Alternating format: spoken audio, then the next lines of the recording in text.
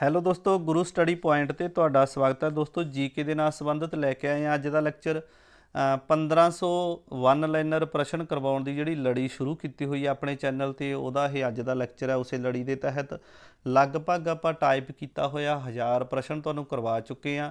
ਜੇਕਰ ਉਹਦੇ ਨਾਲ ਆਪਾਂ ਪ੍ਰਸ਼ਨ ਜਿਹੜੇ ਤੁਹਾਨੂੰ ਦੱਸਦੇ ਹਾਂ, ਫੈਕਟ ਦੱਸਦੇ ਹਾਂ, ਨਾਲ ਨਾਲ ਉਹ ਜੋੜੀਏ ਤਾਂ 4-5 ਹਜ਼ਾਰ ਪ੍ਰਸ਼ਨ ਤੁਹਾਡਾ ਇਦੋਂ ਪਹਿਲਾਂ ਹੋ ਚੁੱਕਿਆ ਹੋਵੇਗਾ। ਇਸੇ ਤਰੀਕੇ ਨਾਲ 1500 ਪ੍ਰਸ਼ਨ ਆਪਾਂ ਟਾਈਪ ਕੀਤਾ ਹੋਇਆ ਕਰਾਵਾਂਗੇ। ਨਾਲ ਜਿਹੜਾ ਪ੍ਰਸ਼ਨ ਹੋਰ ਆਪਾਂ ਤੁਹਾਨੂੰ ਦੱਸਦੇ ਹਾਂ ਨਾਲ ਦੀ ਨਾਲ, ਤਾਂ 6000-7000 ਪ੍ਰਸ਼ਨ ਤੁਹਾਡਾ ਕਵਰ ਹੋ ਜਾਵੇਗਾ। ਜੀਕੇ ਦਾ ਇੱਕ ਵੱਡਾ ਪਾਰਟ ਆਪਣੇ ਇਸੇ ਲੜੀ ਦੇ ਤਹਿਤ ਹੋ ਜਾਊਗਾ।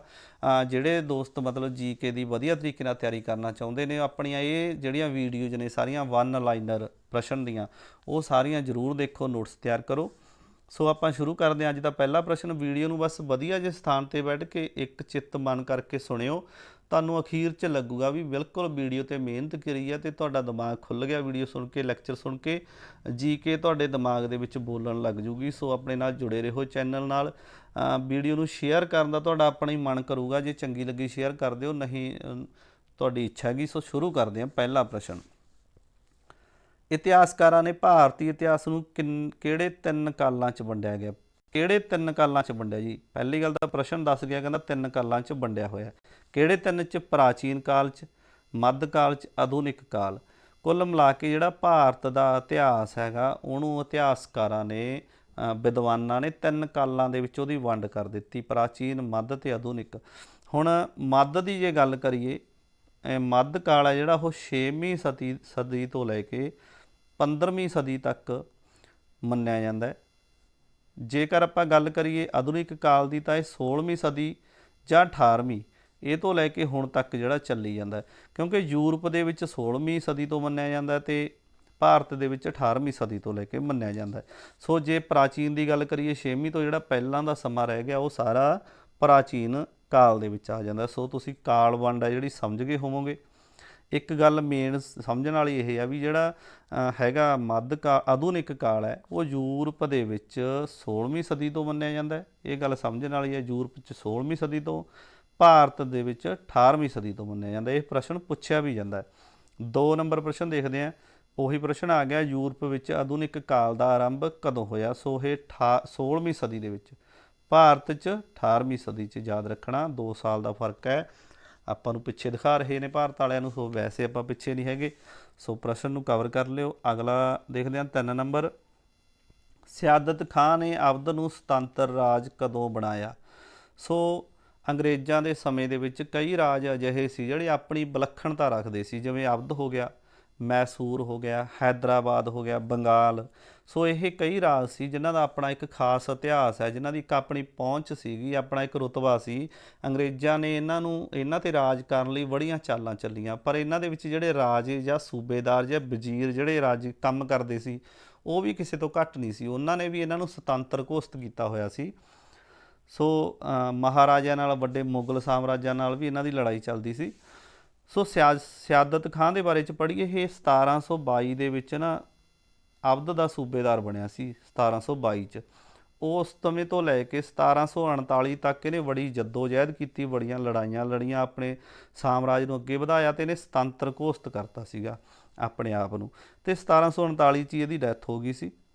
ਅਗਲਾ ਪ੍ਰਸ਼ਨ ਦੇਖਦੇ ਹਾਂ।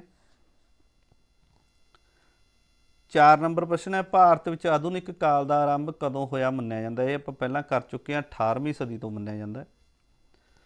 5 ਨੰਬਰ ਪ੍ਰਸ਼ਨ ਦੋਸਤੋ, 1724 ਈਸਵੀ ਵਿੱਚ ਸਭ ਤੋਂ ਪਹਿਲਾਂ ਹੈਦਰਾਬਾਦ ਵਿੱਚ ਕਿਸ ਨੇ ਸੁਤੰਤਰ ਰਾਜ ਦੀ ਨੀਂਹ ਰੱਖੀ? ਇੱਥੇ ਹੁਣ ਹੈਦਰਾਬਾਦ ਦੀ ਗੱਲ ਆ ਗਈ, ਅਵਧ ਦੀ ਆਪਾਂ ਪੜ੍ਹ ਚੁੱਕੇ ਹਾਂ।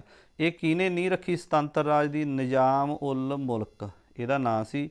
ਇਹਦਾ ਇੱਕ ਹੋਰ ਨਾਂ ਸੀ, ਛੋਟਾ ਆਰੰਭਿਕ ਨਾਂ ਕਹਿ ਦਿੰਦੇ ਆ, ਕਲਿਚ ਖਾਂ। ਇਹ ਯਾਦ ਰੱਖਿਓ, ਇਹਨੂੰ ਕਲਿਚ ਖਾਂ ਹੀ ਬੋਲਿਆ ਜਾਂਦਾ ਸੀ ਜ਼ਿਆਦਾਤਰ, ਨਿਜ਼ਾਮ ਉਲ ਮੁਲਕ ਨੂੰ। 1724 'ਚ ਇਹਨੇ ਹੈਦਰਾਬਾਦ ਨੂੰ ਸੁਤੰਤਰ ਘੋਸ਼ਿਤ ਕਰ ਦਿੱਤਾ। ਇਹ ਇਨਸਾਨ ਇੱਕ ਇਹੋ ਜਿਹਾ ਸੀ, ਇਹਨੇ ਮਤਲਬ ਨਾ ਆਸਿਫ ਸ਼ਾਹ ਦੀ ਉਪਾਧੀ ਧਾਰਨ ਕੀਤੀ ਸੀ। ਆਸਿਫ ਸ਼ਾਹ ਦੀ ਉਪਾਧੀ ਧਾਰਨ ਕੀਤੀ, ਹੋਰ ਨੇ ਨਹੀਂ ਕੀਤੀ ਇਹ ਉਪਾਧੀ ਧਾਰਨ, ਇਹ ਪੁੱਛ ਲਿਆ ਜਾਂਦਾ। ਸੋ ਜਿਹੜਾ ਉਸ ਸਮੇਂ ਮੁਗਲ ਸ਼ਾਸਕ ਸੀਗਾ ਸ਼ਾਹ ਮੁਹੰਮਦ, ਉਹਦਾ ਇਹ ਵਜ਼ੀਰ ਸੀ। ਮੁਗਲ ਸ਼ਾਸਕ ਸ਼ਾਹ ਮੁਹੰਮਦ ਹੋਰੀ ਸੀਗੇ ਉਦੋਂ ਜਿਹੜੇ, ਉਹਦਾ ਇਹ ਵਜ਼ੀਰ ਸੀ ਤਾਂ ਹੈਦਰਾਬਾਦ ਨੂੰ ਇਹਨੇ ਆਪਣੀ ਰਾਜਧਾਨੀ ਬਣਾਇਆ ਤੇ ਉਹਨਾਂ ਤੋਂ ਇਹਨੇ ਸੁਤੰਤਰ ਕਰਾ ਲਿਆ ਆਪਣੇ ਆਪ ਨੂੰ। 6 ਨੰਬਰ ਦੇਖਦੇ ਹਾਂ, ਸੰਸਦ ਭਵਨ ਭਾਰਤ ਵਿੱਚ ਕਿੱਥੇ ਹੈ? ਇਹ ਦਿੱਲੀ ਦੇ ਵਿੱਚ ਹੈ, ਤੁਹਾਨੂੰ ਸਾਰਿਆਂ ਨੂੰ ਪਤਾ। ਹੁਣ ਤਾਂ ਨਵਾਂ ਬਣ ਰਿਹਾ, ਨਿਊ ਬਣ ਹੀ ਜਾਂਦਾ ਸੰਸਦ ਭਵਨ, ਮੋਦੀ ਸਰਕਾਰ ਬਣਾ ਰਹੀ ਹੈ, ਬਹੁਤ ਪੈਸਾ ਲੱਗਣਾ ਉਹਦੇ ਵਿੱਚ। ਸੋ ਕਹਿੰਦੇ ਪੁਰਾਣਾ ਸੰਸਦ ਭਵਨ ਹੈਗਾ, ਬੇਸ਼ੱਕ ਉਹਨੂੰ ਕੁਛ ਨਹੀਂ ਹੋਇਆ, ਪਰ ਕਹਿੰਦੇ ਇਹ ਤਾਂ ਪੁਰਾਣਾ ਹੀ ਆ, ਹੁਣ ਨਵਾਂ ਬਣਾ ਰਹੇ ਆ। 7 ਨੰਬਰ ਪ੍ਰਸ਼ਨ ਦੋਸਤੋ, ਈਸਟ ਇੰਡੀਆ ਕੰਪਨੀ ਦੀ ਸਥਾਪਨਾ ਕਦੋਂ ਅਤੇ ਕਿਸਨੇ ਕੀਤੀ? ਵੈਰੀ ਵੈਰੀ ਇੰਪੋਰਟੈਂਟ ਪ੍ਰਸ਼ਨ ਹੈ ਜੀ। ਦੇਖੋ, ਈਸਟ ਇੰਡੀਆ ਕੰਪਨੀ ਦੀ ਸਥਾਪਨਾ ਇੰਗਲੈਂਡ ਦੇ ਵਿੱਚ ਹੋਈ। ਕਿਹਨਾਂ ਨੇ ਕੀਤੀ? ਵਪਾਰੀਆਂ ਨੇ ਕੀਤੀ।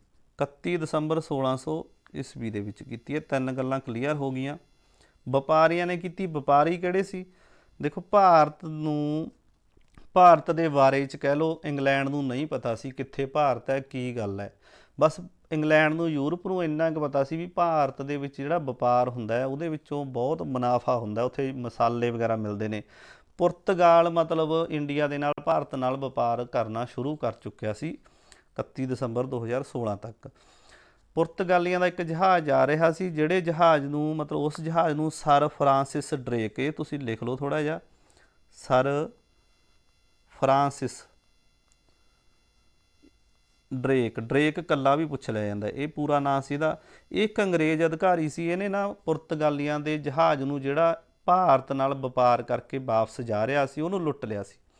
ਜਦੋਂ ਲੁੱਟ ਲਿਆ ਤਾਂ ਉਹਦੇ ਵਿੱਚੋਂ ਭਾਰਤ ਨਾਲ ਸੰਬੰਧਿਤ ਨਕਸ਼ੇ ਮਿਲੇ, ਮਤਲਬ ਰਸਤੇ ਦੇ ਸੰਬੰਧੀ ਨਕਸ਼ੇ ਮਿਲੇ। ਤਾਂ ਉੱਥੋਂ ਦੇ ਵਪਾਰੀਆਂ ਨੂੰ ਪਤਾ ਲੱਗ ਗਿਆ ਵੀ ਆਹ ਨਕਸ਼ਿਆਂ ਦੇ ਰਾਹੀਂ ਭਾਰਤ ਨੂੰ ਲੱਭਿਆ ਜਾ ਸਕਦਾ ਜਾਂ ਭਾਰਤ ਦੇ ਵਿੱਚ ਪਹੁੰਚਿਆ ਜਾ ਸਕਦਾ ਹੈ। ਸੋ ਉਹਨਾਂ ਨਕਸ਼ਿਆਂ ਦੇ ਆਧਾਰ 'ਤੇ ਉੱਥੋਂ ਦਾ ਇੱਕ ਵਪਾਰੀਆਂ ਦਾ ਗਰੁੱਪ ਸੀਗਾ, ਉਹ ਗਰੁੱਪ ਦਾ ਨਾਂ ਸੀ ਮਰਚੈਂਟ ਐਡਵੈਂਚਰ ਗਰੁੱਪ। ਉਹ ਗਰੁੱਪ ਨੇ ਈਸਟ ਇੰਡੀਆ ਕੰਪਨੀ ਦੀ ਸਥਾਪਨਾ ਕੀਤੀ। ਉਸ ਸਮੇਂ ਉੱਥੋਂ ਦੀ ਰਾਣੀ ਸੀ ਐਲਿਜ਼ਾਬੈਥ ਤੋਂ ਉਹਨਾਂ ਨੇ ਅਧਿਕਾਰ ਲੈ ਲਿਆ, ਮਤਲਬ ਉਹਨਾਂ ਨੇ 15 ਸਾਲਾਂ ਦਾ ਇੱਕ ਅਧਿਕਾਰ ਲੈ ਲਿਆ ਭਾਰਤ ਦੇ ਵਿੱਚ ਵਪਾਰ ਕਰਨ ਦਾ। ਸੋ ਇਸ ਤਰ੍ਹਾਂ ਇਹ ਈਸਟ ਇੰਡੀਆ ਕੰਪਨੀ ਭਾਰਤ ਦੇ ਵਿੱਚ ਪਹੁੰਚੀ ਸੀ। 8 ਨੰਬਰ ਪ੍ਰਸ਼ਨ ਦੇਖਦੇ ਹਾਂ, ਵਾਸਕੋ ਡੀ ਗਾਮਾ ਕਿੱਥੋਂ ਦਾ ਵਸਨੀਕ ਸੀ? ਸੋ ਵਾਸਕੋ ਡੀ ਗਾਮਾ ਸੀਗਾ ਪੁਰਤਗਾਲ ਦਾ ਸੀ ਜੀ। ਇਹ 27 ਮਈ, ਡੇਟ ਯਾਦ ਰੱਖਿਓ, 27 ਮਈ 1498। 27 ਮਈ 1498 ਨੂੰ ਮਾਲਾਬਾਰ ਤੱਟ ਭਾਰਤ ਦੇ ਵਿੱਚ ਪਹੁੰਚਿਆ, ਕਾਲੀਕਟ ਦੇ ਸਥਾਨ 'ਤੇ। ਨਾਂ ਲਿਖ ਲਿਓ, ਕਾਲੀਕਟ ਵਿਖੇ ਪਹੁੰਚਿਆ। ਕਈ ਵਾਰ ਪੁੱਛ ਲੈਂਦਾ ਵੀ ਵਾਸਕੋ ਡੀ ਗਾਮਾ ਭਾਰਤ ਵਿੱਚ ਕਿੱਥੇ ਪਹੁੰਚਿਆ? ਕਾਲੀਕਟ ਦੇ ਵਿੱਚ। ਉਸ ਸਮੇਂ ਇੱਥੋਂ ਦਾ ਰਾਜਾ ਸੀ ਜਿਹੜਾ ਸਮੂਰੀ ਸੀ, ਇਹ ਸਮੂਰੀ ਕੋਲੇ ਗਿਆ, ਕਾਲੀਕਟ ਉਤਰ ਕੇ ਜਹਾਜ਼ ਤੋਂ ਸਮੂਰੀ ਦੇ ਰਾਜ 'ਚ ਗਿਆ। ਉੱਥੋਂ ਇਹਨੇ ਵਪਾਰ ਕਰਨ ਦੀ ਇਜਾਜ਼ਤ ਮੰਗੀ। ਸਮੂਰੀ ਨੇ ਇਹਨੂੰ ਇਜਾਜ਼ਤ ਬਾਜ਼ਾਰ ਦੇ ਵਿੱਚ ਜਾਂ ਜਿਵੇਂ ਵੀ ਇਹ ਕਰਨਾ ਚਾਹੁੰਦਾ ਸੀ ਵਪਾਰ, ਉਹਦੀ ਇਜਾਜ਼ਤ ਦੇ ਦਿੱਤੀ ਸੀ ਇਹਨੂੰ। ਫਿਰ ਇਹਨਾਂ ਨੇ ਕੀ ਕਰਿਆ, 1503 ਦੇ ਵਿੱਚ, 1498 'ਚ ਆਇਆ ਸੀ, 1503 ਦੇ ਵਿੱਚ ਇਹਨਾਂ ਨੇ ਆਪਣੀ ਉੱਥੇ ਕਿਲੇਬੰਦੀ ਕਰ ਲਈ, ਆਪਣੀ ਕੋਠੀ ਪਾ ਲਈ, ਆਪਣਾ ਇੱਕ ਟਿਕਾਣਾ ਬਣਾ ਲਿਆ। ਸੋ ਇਸ ਤਰ੍ਹਾਂ ਵਾਸਕੋ ਡੀ ਗਾਮਾ ਨੇ ਪੁਰਤਗਾਲ ਵੱਲੋਂ ਭਾਰਤ ਨਾਲ ਵਪਾਰ ਸ਼ੁਰੂ ਕੀਤਾ ਸੀ। 9 ਨੰਬਰ ਪ੍ਰਸ਼ਨ ਹੈ ਦੋਸਤੋ, ਸਹਾਇਕ ਸੰਧੀ ਪ੍ਰਣਾਲੀ ਕਿਸ ਨੇ ਸ਼ੁਰੂ ਕੀਤੀ? ਵੈਰੀ ਵੈਰੀ ਇੰਪੋਰਟੈਂਟ ਪ੍ਰਸ਼ਨ ਹੈ। ਲਾਰਡ ਵੈਲਜ਼ਲੀ ਨੇ ਇਹ ਸ਼ੁਰੂ ਕੀਤੀ ਸੀ। ਇਹਦਾ ਮਤਲਬ ਸੀਗਾ ਵੀ ਅੰਗਰੇਜ਼ੀ ਸਾਮਰਾਜ ਦਾ ਵਿਸਤਾਰ ਕਰਨਾ। ਅੰਗਰੇਜ਼ੀ ਸਾਮਰਾਜ ਸੀ ਜਿਹੜਾ ਉਹਦਾ ਵਿਸਤਾਰ ਕਰਨਾ, ਇਹਦਾ ਜਿਹੜਾ ਮੁੱਖ ਮਨੋਰਥ ਸੀ ਲਾਰਡ ਵੈਲਜ਼ਲੀ ਦਾ। ਇਹਨਾਂ ਨੇ ਮਤਲਬ 1498 ਦੇ ਵਿੱਚ ਇਹ ਸ਼ੁਰੂ ਕੀਤੀ, ਹੈਦਰਾਬਾਦ ਦੇ ਨਿਜ਼ਾਮ ਨਾਲ ਕੀਤੀ ਪਹਿਲੀ ਵਾਰ। ਸੋ ਜਿਹੜਾ ਲਾਰਡ ਵੈਲਜ਼ਲੀ ਸੀਗਾ ਇਹ ਬੜਾ ਮਸ਼ਹੂਰ ਹੈਗਾ। ਇਹਨੇ ਨਾ ਇੱਕ ਉਹ ਬਣਾਇਆ ਸੀ ਕਾਲਜ, ਮਤਲਬ ਇੰਡੀਆ ਦੇ ਵਿੱਚ ਪਹਿਲਾ ਕਾਲਜ ਅੰਗਰੇਜ਼ੀ ਸਾਮਰਾਜ ਵੱਲੋਂ ਬਣਾਇਆ ਗਿਆ, ਅੰਗਰੇਜ਼ੀ ਸਰਕਾਰ ਵੱਲੋਂ। 1800 ਦੇ ਵਿੱਚ ਬਣਿਆ ਸੀ ਫੋਰਟ ਵਿਲੀਅਮ ਕਾਲਜ, 1800 ਈਸਵੀ ਦੇ ਵਿੱਚ ਫੋਰਟ ਵਿਲੀਅਮ ਕਾਲਜ ਬਣਿਆ ਸੀ। ਸੋ ਕਲਕੱਤਾ ਦੇ ਵਿੱਚ ਬਣਿਆ ਸੀ ਲਾਰਡ ਵੈਲਜ਼ਲੀ ਵੱਲੋਂ, ਇਹ ਯਾਦ ਰੱਖਿਓ। 10 ਨੰਬਰ ਪ੍ਰਸ਼ਨ ਦੇਖਦੇ ਹਾਂ, ਹੈਦਰ ਅਲੀ ਨੇ ਸੁਤੰਤਰ ਮੈਸੂਰ ਰਾਜ ਦੀ ਸਥਾਪਨਾ ਕਦੋਂ ਕੀਤੀ? ਸੋ ਇਹ 1761 ਦੇ ਵਿੱਚ ਕੀਤੀ ਹੈਦਰ ਅਲੀ ਨੇ। ਹੁਣ ਆਪਾਂ ਹੈਦਰ ਅਲੀ ਕੌਣ ਸੀ, ਇਹ ਕਿਵੇਂ ਮੈਸੂਰ ਦਾ ਸ਼ਾਸਕ ਬਣਿਆ ਜਾਂ ਮੈਸੂਰ ਨੂੰ ਇਹਨੇ ਮੈਸੂਰ ਦੀ ਸਥਾਪਨਾ ਕੀਤੀ, ਕਿਵੇਂ ਕੀਤੀ, ਆਪਾਂ ਇਹ ਥੋੜ੍ਹਾ ਜਿਹਾ ਇਹਦੇ ਬਾਰੇ ਪੜ੍ਹਦੇ ਹਾਂ। ਆਪਾਂ ਪਿੱਛੇ ਚੱਲਦੇ ਹਾਂ 1336 ਦੇ ਵਿੱਚ। 1336 ਦੇ ਵਿੱਚ ਵਿਜੇਨਗਰ ਸਾਮਰਾਜ ਦੀ ਸਥਾਪਨਾ ਕੀਤੀ ਸੀ। ਕਿਹਨੇ? ਹਰੀਹਰ ਤੇ ਬੁੱਕਾ। ਵਿਜੇਨਗਰ ਸਾਮਰਾਜ ਸਥਾਪਿਤ ਹੋ ਗਿਆ 1336 ਦੇ ਵਿੱਚ। ਫਿਰ ਉਹਦੀ ਜਾ ਕੇ ਅੱਗੇ ਵੰਡ ਹੋ ਜਾਂਦੀ ਹੈ, ਜਿਹਦੇ ਵਿੱਚੋਂ ਨਿਕਲਦਾ ਹੈ ਮੈਸੂਰ ਰਾਜ। ਇਹਦੀ ਮੈਸੂਰ ਦੀ ਸਥਾਪਨਾ ਕੀਤੀ ਹੈਦਰ ਅਲੀ ਨੇ। ਹੈਦਰ ਅਲੀ ਕਿੱਥੋਂ ਆਇਆ? ਕਿਉਂਕਿ ਇਹ ਜਿਹੜਾ ਵਿਜੇਨਗਰ ਸਾਮਰਾਜ ਸੀ ਉਹਦਾ ਜਿਹੜਾ ਆਖਰੀ ਰਾਜਾ ਸੀ ਚਿਕਾ ਕ੍ਰਿਸ਼ਨ ਰਾਜ, ਉਹਦੀ ਸੈਨਾ ਦੇ ਵਿੱਚ ਇਹ ਸੈਨਿਕ ਸੀ। ਤੇ ਇਹ ਸੈਨਿਕ ਦੇ ਨੇ ਮਤਲਬ ਆਪਣੇ ਇੱਕ ਦੋਸਤ ਬ੍ਰਾਹਮਣ ਖਾਂਡੇ ਰਾਓ ਦੀ ਸਹਾਇਤਾ ਦੇ ਨਾਲ ਮੈਸੂਰ ਦੇ ਵਿੱਚ ਰਾਜ ਸਥਾਪਿਤ ਕਰ ਲਿਆ ਸੀ, ਕਿਉਂਕਿ ਆਖਰੀ ਰਾਜਾ ਉਹਨਾਂ ਦਾ ਮਰ ਗਿਆ ਸੀ। ਸੋ ਇਸੇ ਤਰੀਕੇ ਨਾਲ ਹੈਦਰ ਅਲੀ ਦੀ ਤੇ ਉਹਦੇ ਪੁੱਤਰ ਟੀਪੂ ਸੁਲਤਾਨ ਦੀ, ਇਹਨਾਂ ਦੋਨਾਂ ਦੀ ਅੰਗਰੇਜ਼ਾਂ ਨਾਲ ਵੀ ਅੱਗੇ ਲੜਾਈ ਹੋਈ। 4 ਯੁੱਧ ਹੋਏ ਇਹਨਾਂ ਦੇ 4, ਜਿਹਦੇ ਵਿੱਚ ਮਤਲਬ ਆਖਰੀ ਯੁੱਧ 1799 ਦੇ ਵਿੱਚ ਹੋਇਆ। ਪਹਿਲੇ 2 ਯੁੱਧਾਂ ਦੇ ਵਿੱਚ ਹੈਦਰ ਅਲੀ ਮਾਰਿਆ ਗਿਆ, ਆਖਰੀ 2 ਯੁੱਧਾਂ ਦੇ ਵਿੱਚ ਟੀਪੂ ਸੁਲਤਾਨ ਵੀ ਮਾਰਿਆ ਗਿਆ। ਟੀਪੂ ਸੁਲਤਾਨ ਦਾ ਜਿਹੜਾ ਸੀ ਨਾ, ਉਹਨਾਂ ਨੇ ਡੈੱਡ ਬੋਡੀ ਸੀ ਜਿਹੜੀ ਦਰਵਾਜ਼ੇ 'ਤੇ ਲਟਕਾਤੀ ਸੀ। ਉਹ ਇੰਨਾ ਬਹਾਦਰ ਬੰਦਾ ਸੀ, ਮਤਲਬ ਅੰਗਰੇਜ਼ ਲੋਕਾਂ ਨੂੰ ਡਰਾਉਣਾ ਚਾਹੁੰਦੇ ਸੀ ਵੀ ਜਦੋਂ ਅਸੀਂ ਇੰਨੇ ਘੈਂਟ ਬੰਦੇ ਨੂੰ, ਇੰਨੇ ਤਕੜੇ ਬੰਦੇ ਨੂੰ ਮਾਰ ਸਕਦੇ ਹਾਂ ਤਾਂ ਆਮ ਲੋਕ ਕੀ ਨੇ। ਬਸ ਉਹਦੀ ਮਤਲਬ ਡੈੱਡ ਬੋਡੀ ਨਾ ਦਰਵਾਜ਼ੇ 'ਤੇ ਲਟਕਾਤੀ ਸੀ ਇਹਨਾਂ ਨੇ, ਅੰਗਰੇਜ਼ਾਂ ਨੇ। ਸੋ ਟੀਪੂ ਸੁਲਤਾਨ 11 ਨੰਬਰ ਪ੍ਰਸ਼ਨ। ਟੀਪੂ ਸੁਲਤਾਨ ਕੌਣ ਸੀ? ਮੈਸੂਰ ਦੇ ਸ਼ਾਸਕ ਹੈਦਰ ਅਲੀ ਦਾ ਪੁੱਤਰ ਸੀਗਾ ਇਹ। 12 ਨੰਬਰ ਪ੍ਰਸ਼ਨ ਦੋਸਤੋ, ਲੈਪਸ ਦੀ ਨੀਤੀ ਕਿਸ ਗਵਰਨਰ ਜਨਰਲ ਦੇ ਸਮੇਂ ਸ਼ੁਰੂ ਕੀਤੀ ਗਈ? ਲੈਪਸ ਦੀ ਸੰਧੀ ਪੜ੍ਹਦੇ ਹਾਂ ਆਪਾਂ। ਇਹ ਲਾਰਡ ਡਲਹੌਜੀ ਨੇ ਸ਼ੁਰੂ ਕੀਤੀ ਸੀ ਜੀ 1856 ਦੇ ਵਿੱਚ। ਇਹ ਜਿਹੜਾ ਲਾਰਡ ਡਲਹੌਜੀ ਸੀਗਾ, ਇਹ 1848 ਤੋਂ ਲੈ ਕੇ 56 ਤੱਕ ਮਤਲਬ ਇਹਦਾ ਜਿਹੜਾ ਸਮਾਂ ਸੀਗਾ ਮੰਨਿਆ ਜਾਂਦਾ ਹੈ। ਜਿਹੜੀ ਲੈਪਸ ਦੀ ਨੀਤੀ ਸੀ, ਇਹਦਾ ਮਤਲਬ ਇਹ ਸੀ ਵੀ ਜਦੋਂ ਕਿਸੇ ਰਾਜੇ ਦੇ ਕੋਈ ਪੁੱਤਰ ਨਹੀਂ ਹੁੰਦਾ ਸੀ ਤਾਂ ਇਹ ਐਲਾਨ ਕਰਤਾ ਸੀ। ਲੈਪਸ ਦੀ ਸੰਧੀ ਦਾ ਮਤਲਬ ਇਹ ਸੀ ਵੀ ਜਿਹੜੇ ਰਾਜੇ ਦੇ ਕੋਈ ਪੁੱਤਰ ਹੈ ਨਹੀਂ, ਉਹਦਾ ਜਿਹੜਾ ਉਹਦੀ ਡੈਥ ਤੋਂ ਬਾਅਦ ਉਹਦਾ ਸਾਰਾ ਸਾਮਰਾਜ ਅੰਗਰੇਜ਼ੀ ਸਾਮਰਾਜ ਦੇ ਅਧੀਨ ਹੋ ਜਾਊਗਾ। ਜੇਕਰ ਉਹਨਾਂ ਨੇ ਕੋਈ ਗੋਦ ਲੈ ਲਿਆ ਪੁੱਤ, ਉਹ ਉਹਨੂੰ ਸਵੀਕਾਰ ਨਹੀਂ ਕਰਨਗੇ। ਸੋ ਇੱਕ ਜਿਹੜਾ ਅਬਦ ਹੈਗਾ, ਅਬਦ ਦਾ ਇਹਨਾਂ ਨੇ ਕੋਈ ਹੋਰ ਚਾਰਾ ਤਾਂ ਬਣਿਆ ਨਹੀਂ। ਲੈਪਸ ਦੀ ਸੰਧੀ ਵੀ ਫਿੱਟ ਨਹੀਂ ਆਈ, ਸਹਾਇਕ ਸੰਧੀ ਵੀ ਫਿੱਟ ਨਹੀਂ ਆਈ। ਅਬਦ ਦੇ ਵਿੱਚ ਇਹਨਾਂ ਨੇ ਕੀ ਕਰਿਆ, ਅੰਗਰੇਜ਼ਾਂ ਨੇ ਉਹਨਾਂ ਨੂੰ ਕਹਿਤਾ ਵੀ ਇਹ ਤਾਂ ਭੈੜਾ ਸ਼ਾਸਨ ਹੈ, ਇੱਥੇ ਲੋਕਾਂ 'ਤੇ ਜ਼ੁਲਮ ਕਰਦੇ ਨੇ ਇਹ ਅਬਦ ਦੇ ਰਾਜੇ।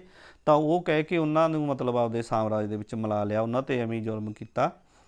ਸੋ ਇਹ ਸੀ ਲੈਪਸ ਦੀ ਸੰਧੀ। ਜਿਵੇਂ ਹੁਣ ਆਪਾਂ ਤੁਹਾਨੂੰ ਉਦਾਹਰਨ ਦੇ ਤੌਰ 'ਤੇ ਦੇ ਦਈਏ, ਸਿਤਾਰਾ ਹੋ ਗਿਆ ਝਾਂਸੀ। ਝਾਂਸੀ ਦੀ ਰਾਣੀ ਲਕਸ਼ਮੀ ਬਾਈ ਬਾਰੇ ਪੜ੍ਹਦੇ ਹਾਂ ਆਪਾਂ। ਉਹਦੇ ਕੋਈ ਬੱਚਾ ਨਹੀਂ ਸੀਗਾ, ਉਹਨੇ ਆਪਦਾ ਬੱਚਾ ਇੱਕ ਗੋਦ ਲੈ ਲਿਆ ਸੀ। ਉਹ ਗੋਦ ਹੋਏ ਬੱਚੇ ਨੂੰ ਇਹਨਾਂ ਨੇ ਸਵੀਕਾਰ ਨਹੀਂ ਕਰਿਆ, ਉਹਦਾ ਰਾਜ ਇਹ ਮਿਲਾਉਣਾ ਚਾਹੁੰਦੇ ਸੀ। ਤਾਂਹੀਓ ਉਹਨੇ 1857 ਦੀ ਕ੍ਰਾਂਤੀ ਦੇ ਵਿੱਚ ਹਿੱਸਾ ਲਿਆ ਸੀ।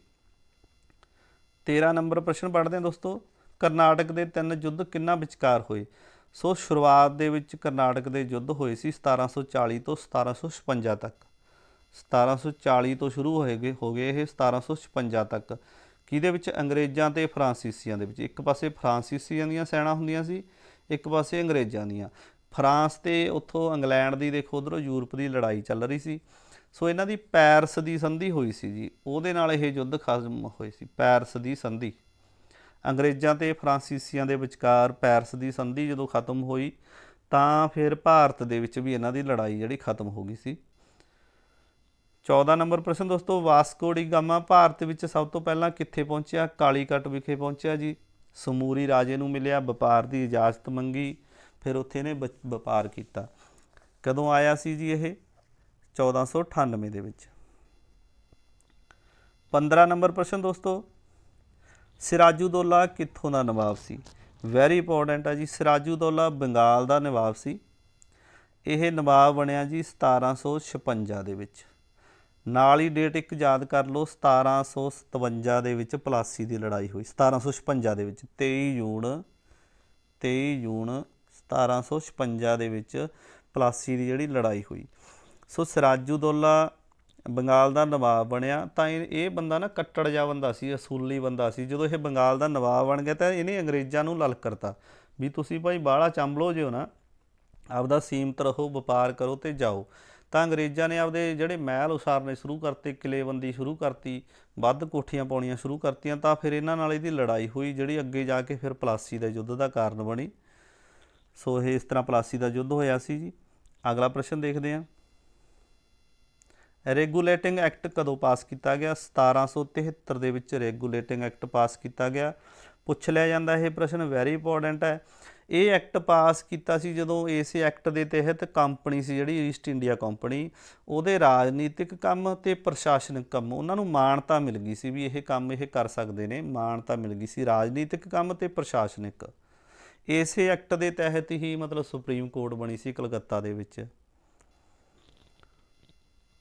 17 ਨੰਬਰ ਪ੍ਰਸ਼ਨ ਜੀ, ਪਿਸਟ ਇੰਡੀਆ ਐਕਟ ਕਦੋਂ ਪਾਸ ਕੀਤਾ ਗਿਆ? 1773 ਤੋਂ ਬਾਅਦ ਫਿਰ ਐਕਟ ਆਇਆ 1784 'ਚ, ਇਹਨੂੰ ਪਿਸਟ ਇੰਡੀਆ ਐਕਟ ਕਹਿੰਦੇ ਨੇ। Pits India act. ਪਿਟਸ ਦਾ ਮਤਲਬ ਸੀ ਉਸ ਸਮੇਂ ਜਿਹੜਾ ਬ੍ਰਿਟੇਨ ਦਾ ਪ੍ਰਧਾਨ ਮੰਤਰੀ ਸੀ ਨਾ, ਉਹਦਾ ਨਾਂ ਸੀਗਾ ਪਿਟਸ। ਬ੍ਰਿਟੇਨ ਦਾ ਪ੍ਰਧਾਨ ਮੰਤਰੀ ਸੀ, ਉਸ ਦੇ ਨਾਮ 'ਤੇ ਇਹ ਐਕਟ ਦਾ ਨਾਂ ਰੱਖ ਦਿੱਤਾ ਸੀ। ਇਸ ਐਕਟ ਦੇ ਤਹਿਤ ਮੇਨ ਗੱਲ ਇਹ ਹੋਈ ਸੀ ਵੀ ਰਾਜਨੀਤਿਕ ਕੰਮ ਅਤੇ ਵਪਾਰਕ ਕੰਮ ਇਹਨਾਂ ਨੂੰ ਦੋਨਾਂ ਨੂੰ ਅਲੱਗ-ਅਲੱਗ ਕਰ ਦਿੱਤਾ ਸੀ। ਮਤਲਬ ਜਿਹੜਾ ਕੰਪਨੀ ਸੀ ਈਸਟ ਇੰਡੀਆ ਕੰਪਨੀ, ਉਹਦੇ ਰਾਜਨੀਤਿਕ ਕੰਮ ਅਲੱਗ ਹੋਣਗੇ, ਉਹਨਾਂ ਨੂੰ ਕੋਈ ਹੋਰ ਦੇਖੂਗਾ, ਉਹਦੀ ਕਮਾਨ ਹੋਰ ਦੇ ਹੱਥ ਹੋਊਗੀ। ਜਿਹੜੇ ਹੋਣਗੇ ਵਪਾਰਕ ਕੰਮ ਹੋਣਗੇ, ਉਹਨਾਂ ਲਈ ਹੋਰ ਬੰਦੇ ਸਿਲੈਕਟ ਕਰ ਦਿੱਤੇ, ਉਹਨਾਂ ਨੂੰ ਕੋਈ ਹੋਰ ਦੇਖੂਗਾ। ਸੋ ਈਸਟ ਇੰਡੀਆ ਕੰਪਨੀ ਦਾ ਵਿਸਤਾਰ ਇਸ ਤਰ੍ਹਾਂ ਅੱਗੇ ਵੱਧਦਾ ਗਿਆ। 18 ਨੰਬਰ ਪ੍ਰਸ਼ਨ ਦੋਸਤੋ, ਕਿਸ ਸਾਲ ਵਿੱਚ ਸਿਵਲ ਸਰਵਿਸ ਵਿੱਚ ਨਿਯੁਕਤੀਆਂ ਪ੍ਰਤੀਯੋਗੀ ਪ੍ਰੀਖਿਆਵਾਂ ਦੇ ਆਧਾਰ 'ਤੇ ਕੀਤੀਆਂ ਜਾਣ ਲੱਗੀਆਂ? ਸੋ IAS ਅਫਸਰ ਦੀ ਜਿਹੜੀ ਨਿਯੁਕਤੀ ਹੁੰਦੀ ਆ, ਉਦੋਂ ਇਹਨੂੰ ਮਤਲਬ ਇਸੇ ਤਰੀਕੇ ਨਾਲ ਬੋਲਿਆ ਜਾਂਦਾ ਸੀ। ਸਿਵਲ ਸਰਵਿਸ ਦੀਆਂ ਜਿਹੜੀਆਂ ਨਿਯੁਕਤੀਆਂ ਹੁੰਦੀਆਂ ਸੀਗੀਆਂ, ਉਹ ਪ੍ਰੀਖਿਆਵਾਂ ਸੀ ਜਿਹੜੀਆਂ, ਉਹ ਕਿਸ ਪ੍ਰੀਖਿਆਵਾਂ ਦੇ ਆਧਾਰ 'ਤੇ ਪਹਿਲਾਂ ਵੈਸੇ ਹੀ IAS ਅਫਸਰ ਚੁਣ ਲਏ ਜਾਂਦੇ ਸੀ, ਫਿਰ ਇਹ ਪ੍ਰੀਖਿਆਵਾਂ ਲੈਣ ਲੱਗੇ, ਪੇਪਰ ਲੈਣ ਲੱਗੇ। ਸੋ ਇਹ ਕਦੋਂ ਕੀਤੀਆਂ ਜਾਣ ਲੱਗੀਆਂ? 1853 ਦੇ ਵਿੱਚ। ਤੁਸੀਂ ਗੱਲ ਸਮਝ ਗਏ ਹੋਵੋਗੇ ਕਿਹੜਾ ਸਾਲ ਸੀ ਜਦੋਂ ਅਫਸਰ ਚੁਣਨ ਦੀਆਂ ਜਿਹੜੀਆਂ ਪ੍ਰੀਖਿਆਵਾਂ ਸ਼ੁਰੂ ਹੋਈਆਂ, 1853। 19 ਨੰਬਰ ਪ੍ਰਸ਼ਨ ਦੋਸਤੋ, 1886 ਈਸਵੀ ਵਿੱਚ ਭਾਰਤ ਦੇ ਕਿਸ ਵਾਇਸਰਾਏ ਨੇ 15 ਮੈਂਬਰਾਂ ਦਾ ਪਬਲਿਕ ਸਰਵ ਕਮਿਸ਼ਨ ਨਿਯੁਕਤ ਕੀਤਾ? ਸੋ ਲਾਰਡ ਰਿਪਨ ਨੇ ਕੀਤਾ ਸੀ। ਲਾਰਡ ਰਿਪਨ ਦਾ ਜਿਹੜਾ ਰਾਜ ਆ ਉਹ ਬੜਾ ਮੰਨਿਆ ਪ੍ਰਮੰਨਿਆ ਜਾਂਦਾ ਜੀ, ਸੁਨਹਿਰੀ ਯੁੱਗ ਬੋਲਿਆ ਜਾਂਦਾ ਇਹਨੂੰ। ਜੇ ਪੁੱਛਿਆ ਜਾਵੇ ਨਾ ਅੰਗਰੇਜ਼ੀ ਸਾਮਰਾਜ ਦਾ ਸੁਨਹਿਰੀ ਯੁੱਗ ਕਿਹੜੇ ਮਤਲਬ ਲਾਰਡ ਦੇ ਸਮੇਂ ਮੰਨਿਆ ਜਾਂਦਾ? ਸੋ ਰਿਪਨ ਦੇ ਸਮੇਂ ਮੰਨਿਆ ਜਾਂਦਾ। ਲਾਰਡ ਰਿਪਨ ਨੇ ਹੀ ਫੈਕਟਰੀ ਐਕਟ ਪਾਸ ਕੀਤਾ ਸੀ। ਸੋ ਇਹਨੇ ਇੱਕ ਹੋਰ ਕੰਮ ਕੀਤਾ ਸੀ, ਜਿਹੜੀਆਂ ਸਿਵਲ ਸਰਵਿਸ ਸੇਵਾਵਾਂ ਦੀ ਆਪਾਂ ਪ੍ਰੀਖਿਆ ਦੀ ਗੱਲ ਕਰ ਚੁੱਕੇ ਹਾਂ ਨਾ ਪਹਿਲਾਂ, ਉਹਨਾਂ ਦੀ ਉਮਰ 19 ਸਾਲ ਹੁੰਦੀ ਸੀ। 19 ਸਾਲ ਦਾ ਵਿਅਕਤੀ ਹੀ ਮਤਲਬ ਉਹ ਪੇਪਰ ਦੇ ਸਕਦਾ ਸੀ। ਇਸ ਬੰਦੇ ਨੇ ਕੀ ਕਰਿਆ, 19 ਤੋਂ 21 ਸਾਲ ਕਰਤਾ। 19 ਨੂੰ ਕੱਟ ਕੇ ਵੀ 21 ਸਾਲ ਤੱਕ ਦੇ ਬੱਚੇ ਜਿਹੜੇ ਮਤਲਬ ਨੇ ਉਹ ਸਿਵਲ ਸਰਵਿਸ ਪ੍ਰੀਖਿਆਵਾਂ ਦੇ ਵਿੱਚ ਬੈਠ ਸਕਦੇ ਨੇ। ਇਹਨੇ ਵੱਡਾ ਕੰਮ ਕੀਤਾ ਸੀ। ਸੋ ਜਿਹੜੀ ਜਨਗਣਨਾ ਸ਼ੁਰੂ ਹੋਈ ਸੀ ਉਹ ਵੀ ਰਿਪਨ ਦੇ ਸਮੇਂ ਦੇ ਵਿੱਚ ਹੋਈ ਸੀ। ਇਹ 2-3 ਗੱਲਾਂ ਲਾਰਡ ਰਿਪਨ ਨਾਲ ਸੰਬੰਧਿਤ ਨੇ। 20 ਨੰਬਰ ਪ੍ਰਸ਼ਨ ਦੋਸਤੋ, ਅੰਗਰੇਜ਼ੀ ਪ੍ਰਸ਼ਾਸਨ ਵਿੱਚ ਕਾਨੂੰਨੀ ਵਿਵਸਥਾ ਅਤੇ ਸ਼ਾਂਤੀ ਸਥਾਪਿਤ ਕਰਨ ਲਈ ਕਿਸ ਨੇ ਪੁਲਿਸ ਵਿਭਾਗ ਵਿੱਚ ਸੁਧਾਰ ਕੀਤੇ? ਮਤਲਬ ਪੁਲਿਸ ਵਿਭਾਗ ਨੂੰ ਹੋਰ ਚੰਗਾ ਕਿਹਨੇ ਬਣਾਇਆ? ਉਹ ਕਿਹਨੇ ਬਣਾਇਆ ਸੀ? ਲਾਰਡ ਕਾਰਨਵਾਲਿਸ ਨੇ। ਵੈਰੀ ਇੰਪੋਰਟੈਂਟ ਪ੍ਰਸ਼ਨ ਹੈ ਜੀ। ਲਾਰਡ ਕਾਰਨਵਾਲਿਸ ਨੇ ਮਤਲਬ ਪੁਲਿਸ ਪ੍ਰਸ਼ਾਸਨ ਨੂੰ ਜਿਹੜਾ ਵਧੀਆ ਬਣਾਇਆ। ਇਹਨੂੰ ਸਿਵਲ ਸਰਵਿਸ ਦਾ ਮੋਢੀ ਵੀ ਕਿਹਾ ਜਾਂਦਾ। ਇੱਕ ਸਥਾਈ ਬੰਦੋਬਸਤ ਜਿਹੜਾ ਹੋਇਆ ਸੀ ਜ਼ਮੀਨਾਂ ਦੇ ਨਾਲ ਸੰਬੰਧਿਤ, ਉਹ ਵੀ ਇਸੇ ਨੇ ਚਲਾਇਆ ਸੀ 1793 ਦੇ ਵਿੱਚ। ਸੋ ਪੁਲਿਸ ਵਿਭਾਗ ਦੀ ਸਥਾਪਨਾ ਵੀ ਇਸੇ ਨੇ ਕੀਤੀ ਸੀ। ਅਗਲਾ ਪ੍ਰਸ਼ਨ ਦੇਖਦੇ ਹਾਂ, 21 ਨੰਬਰ ਪ੍ਰਸ਼ਨ ਦੋਸਤੋ, 1773 ਰੈਗੂਲੇਟਿੰਗ ਐਕਟ ਅਨੁਸਾਰ ਕਿਸ ਸ਼ਹਿਰ ਵਿੱਚ ਸਰਵਉੱਚ ਅਦਾਲਤ ਦੀ ਸਥਾਪਨਾ ਕੀਤੀ ਗਈ? ਆਪਾਂ ਪਹਿਲਾਂ ਵੀ ਹਿੰਟ ਦੇ ਚੁੱਕੇ ਹਾਂ। ਕਲਕੱਤਾ ਦੇ ਵਿੱਚ 1773 ਦੇ ਰੈਗੂਲੇਟਿੰਗ ਐਕਟ ਦੇ ਅਨੁਸਾਰ ਕਲਕੱਤਾ ਦੇ ਵਿੱਚ ਸਰਵਉੱਚ ਅਦਾਲਤ ਦੀ ਜਿਹੜੀ ਸਥਾਪਨਾ ਕੀਤੀ ਗਈ ਸੀ। 22 ਨੰਬਰ ਪ੍ਰਸ਼ਨ ਦੋਸਤੋ, ਲਾਰਡ ਵਿਲੀਅਮ ਵੈਟਿਕ ਨੇ 1832 ਈਸਵੀ ਵਿੱਚ ਬੰਗਾਲ ਵਿੱਚ ਕਿਹੜੀ ਪ੍ਰਥਾ ਦੀ ਸਥਾਪਨਾ ਕੀਤੀ? 1832 ਦੇ ਵਿੱਚ ਪੁੱਛਿਆ। ਸੋ ਪ੍ਰਥਾ ਦੀ ਸਥਾਪਨਾ ਕੀਤੀ ਸੀ, ਜੂਰੀ ਪ੍ਰਥਾ ਦੀ ਸਥਾਪਨਾ ਕੀਤੀ ਸੀ ਜੀ। ਵਿਲੀਅਮ ਵੈਟਿਕ ਬਾਰੇ ਬਹੁਤ ਸਾਰੇ ਪ੍ਰਸ਼ਨ ਆ ਜਾਂਦੇ ਆ। ਪਹਿਲੀ ਗੱਲ ਤਾਂ ਇਹ ਪਹਿਲਾ ਤੇ ਆਖਰੀ ਗਵਰਨਰ ਜਨਰਲ ਆਫ ਇੰਡੀਆ ਸੀ। ਕੀ ਸੀ? ਦੁਬਾਰੇ ਸੁਣ ਲਓ ਗੱਲ ਨੂੰ। ਇਹਨੂੰ ਮੰਨਿਆ ਜਾਂਦਾ, ਵਿਲੀਅਮ ਵੈਟਿਕ ਨੂੰ ਮੰਨਿਆ ਜਾਂਦਾ ਪਹਿਲਾ ਤੇ ਆਖਰੀ ਕੀ ਮੰਨਿਆ ਜਾਂਦਾ? Governor general of India. ਇਹਦੀ ਇਹ ਪਹਿਲੀ ਪੋਸਟ ਸੀ। ਜਦੋਂ ਇਹ ਗਵਰਨਰ ਜਨਰਲ ਆਫ ਇੰਡੀਆ ਬਣਾਇਆ ਉਦੋਂ ਇਹ ਪਹਿਲਾ ਬੰਦਾ ਸੀਗਾ। ਫਿਰ ਇਹ ਪੋਸਟ ਨੂੰ ਕੱਟ ਦਿੱਤਾ ਗਿਆ, ਉਦੋਂ ਵੀ ਇਹੀ ਸੀਗਾ, ਹੋਰ ਹੈ ਨਹੀਂ ਸੀ। ਉਦੋਂ ਬਾਅਦ ਵਾਇਸਰਾਏ ਬਣਾ ਦਿੱਤੇ ਗਏ ਸੀ। ਸਾਰਿਆਂ ਨੂੰ ਵਾਇਸਰਾਏ ਕਹਿਣ ਲੱਗੇ ਗਏ ਸੀ ਲੋਕ। ਅੰਗਰੇਜ਼ੀ ਪ੍ਰਸ਼ਾਸਨ ਦੇ ਵਿੱਚ ਵਾਇਸਰਾਏ ਦੀ ਪਦਵੀ ਸ਼ੁਰੂ ਹੋ ਗਈ ਸੀ। ਸੋ ਇੱਕ ਕੰਮ ਇਹਨੇ ਬੜਾ ਵੱਡਾ ਕਰਿਆ ਸੀਗਾ, ਸਤੀ ਪ੍ਰਥਾ ਦਾ ਅੰਤ ਕੀਤਾ ਸੀ ਜੀ ਇਹਨੇ। ਸਤੀ ਪ੍ਰਥਾ ਦੇ ਵਿਰੁੱਧ ਨਾ ਕਾਨੂੰਨ ਬਣਾਤਾ ਸੀ ਇਹਨੇ 1828 ਦੇ ਵਿੱਚ। ਇਹਦੇ ਵਿੱਚ ਭਾਰਤੀ ਇਨਸਾਨ ਸੀ ਜਿਹੜਾ ਉਹ ਰਾਜਾ ਰਾਮ ਮੋਹਨ ਰਾਏ, ਉਹਨੇ ਮਤਲਬ ਇਹਨੂੰ ਕਿਹਾ ਸੀ ਜ਼ਿਆਦਾ ਵੀ ਇਹ ਮਤਲਬ ਕਾਨੂੰਨ ਜਿਹੜਾ ਜੀ ਇਹ ਬਣਾਓ, ਸਤੀ ਪ੍ਰਥਾ ਦਾ ਵਿਰੋਧ ਕਰੋ। ਕਿਉਂਕਿ ਜਿਹੜਾ ਰਾਜਾ ਰਾਮ ਮੋਹਨ ਰਾਏ ਸੀ ਨਾ, ਉਹਦੇ ਭਰਾ ਦੀ ਡੈਥ ਹੋ ਗਈ ਅਤੇ ਉਹਦੀ ਜਿਹੜੀ ਭਰਜਾਈ ਸੀ ਉਹਨੂੰ ਲੋਕਾਂ ਨੇ ਖਿੱਚ ਕੇ ਮਤਲਬ ਉਹਦੀ ਭਰਾ ਦੀ ਅਰਥੀ 'ਤੇ ਉੱਥੇ ਮਤਲਬ ਜਲਾਤਾ ਅਤੇ ਉਹ ਤੋਂ ਜਰੀ ਨਹੀਂ ਗਈ। ਇਹ ਗੱਲ ਉਹਨੂੰ ਔਖਾ ਕਰਿਆ ਤਾਂ ਉਹਨੇ ਲਾਰਡ ਵਿਲੀਅਮ ਵੈਟਿਕ ਨੂੰ ਕਿਹਾ ਵੀ ਕਾਨੂੰਨ ਬਣਾਓ ਵੀ ਸਤੀ ਪ੍ਰਥਾ ਨੂੰ ਭੰਗ ਕਰੋ, ਸਤੀ ਪ੍ਰਥਾ ਦਾ ਵਿਰੋਧ ਕਰੋ। ਸੋ ਇਹ ਗੈਰ ਕਾਨੂੰਨੀ ਕਰੋ। ਸੋ 1828 ਦੇ ਵਿੱਚ ਇਹ ਕਾਨੂੰਨ ਪਾਸ ਹੋਇਆ, ਯਾਦ ਰੱਖਿਓ। 23 ਨੰਬਰ ਪ੍ਰਸ਼ਨ ਦੋਸਤੋ, ਪੁਲਿਸ ਪ੍ਰਬੰਧ ਵਿੱਚ ਸੁਧਾਰ ਕਿਸ ਗਵਰਨਰ ਜਨਰਲ ਨੇ ਕੀਤਾ? ਆਪਾਂ ਪਹਿਲਾਂ ਪੜ੍ਹ ਚੁੱਕੇ ਹਾਂ, ਲਾਰਡ ਕਾਰਨਵਾਲਿਸ ਨੇ ਕੀਤਾ ਸੀ ਜੀ ਇਹ। ਅਗਲਾ ਪ੍ਰਸ਼ਨ ਦੇਖਦੇ ਹਾਂ 24 ਨੰਬਰ, ਸਭ ਤੋਂ ਪਹਿਲਾਂ ਸਰਵ ਉੱਚ ਅਦਾਲਤ ਦੀ ਸਥਾਪਨਾ ਕਿੱਥੇ ਅਤੇ ਕਦੋਂ ਕੀਤੀ? ਸੋ ਕਲਕੱਤਾ ਦੇ ਵਿੱਚ ਹੋਈ। ਜਿਹੜਾ 1773 ਦਾ ਰੈਗੂਲੇਟਿੰਗ ਐਕਟ ਪਾਸ ਹੋਇਆ ਉਹਦੇ ਅਧੀਨ ਮਤਲਬ ਇਹਦੀ ਸਥਾਪਨਾ ਹੋਈ ਕਦੋਂ? 1774 'ਚ। ਮਤਲਬ ਪਾਸ ਹੋ ਗਈ ਸੀ ਵੀ ਸਰਵ ਉੱਚ ਅਦਾਲਤ ਭਾਈ ਬਣਾਉਣੀ ਹੈ ਕਲਕੱਤਾ ਦੇ ਵਿੱਚ। 1773 ਦੇ ਰੈਗੂਲੇਟਿੰਗ ਐਕਟ ਦੇ ਅਧੀਨ ਪਾਸ ਹੋ ਗਈ, 1774 ਦੇ ਵਿੱਚ ਬਣਾ ਦਿੱਤੀ ਉੱਥੇ। 25 ਨੰਬਰ ਪ੍ਰਸ਼ਨ ਦੋਸਤੋ, ਲਾਰਡ ਕਾਰਨਵਾਲਿਸ ਨੇ 1793 ਈਸਵੀ ਵਿੱਚ ਬੰਗਾਲ ਅਤੇ ਬਿਹਾਰ ਦੇ ਪ੍ਰਾਂਤਾਂ ਵਿੱਚ ਭੂਮੀ ਲਗਾਉਣ ਲਈ ਕਿਹੜਾ ਪ੍ਰਬੰਧ ਸ਼ੁਰੂ ਕੀਤਾ? ਸੋ ਸਥਾਈ ਬੰਦੋਬਸਤ ਸ਼ੁਰੂ ਕੀਤਾ ਸੀ ਜੀ। ਇੱਥੇ ਆਪਾਂ ਨਾ ਜਿਹੜਾ ਇਹ ਭੂਮੀ ਲਗਾਉਣ ਦੇ ਨਾਲ ਸੰਬੰਧਿਤ ਕਈ ਬੰਦੋਬਸਤ ਹੋਏ ਸੀ, ਇਹਨਾਂ ਦੇ ਕਈ ਤਰ੍ਹਾਂ ਦਾ ਮਤਲਬ ਸਿਸਟਮ ਕ੍ਰੀਏਟ ਹੋਇਆ ਸੀ, ਉਹ ਆਪਾਂ ਤੁਹਾਨੂੰ ਸਾਰਾ ਸਮਝਾਉਣੇ ਇੱਕ ਵਾਰੀ। ਪਹਿਲਾਂ ਕੀ ਸੀਗਾ? 1793 ਦੇ ਵਿੱਚ ਇਹ ਹੋ ਗਿਆ। 1793 ਤੋਂ ਪਹਿਲਾਂ ਕੀ ਸੀ?